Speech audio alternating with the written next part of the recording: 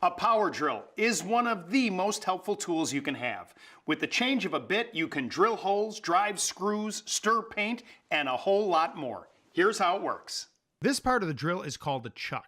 These jaws inside the tip hold the bit in place as you loosen or tighten the chuck. A drill with a keyless chuck tightens and loosens by twisting the collar with your hand. It makes changing the bits quick and easy. A keyed chuck requires a key to tighten the bit in place. It holds the bit in place with more force, so this type of drill is usually used on heavier duty jobs. To change the bit, twist the collar to open the jaws wide enough to slide the bit in. Then twist in the opposite direction to tighten it until it stops and clicks. The trigger on the handle is your main control. A variable speed drill lets you start drilling slowly and speed up based on the pressure you put on the trigger, just like pressing the accelerator on your car. A switch on the handle will change the direction you are drilling. Forward drives the fastener in with a clockwise spin.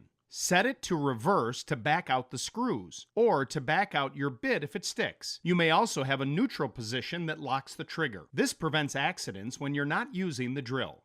To drill a hole, place the tip of the bit against the surface. Pull the trigger part way to start drilling, and work up to full speed as you get going, so you don't skip off the surface.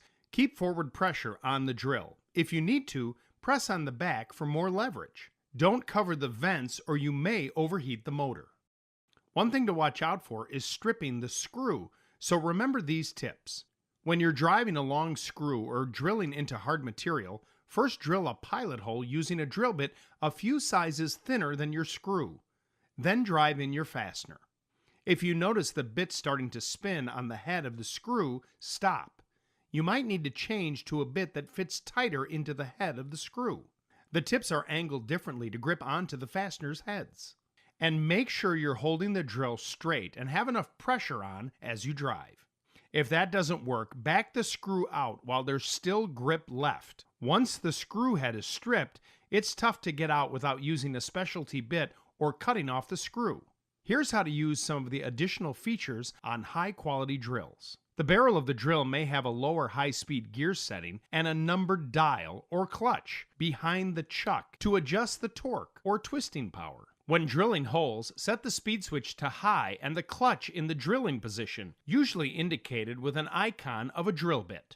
To drive screws, switch to low speed and use one of the numbered settings on the clutch to control the power behind the twist. At these settings, the driving action stops when you hit a certain amount of resistance. This prevents stripped screws, or lets you drill and drive repeatedly to the same depth. For example, if you're driving screws into drywall, you want to stop before you crush the surface. Use a scrap piece of material, start with a lower number, and adjust the clutch to stop at the right point.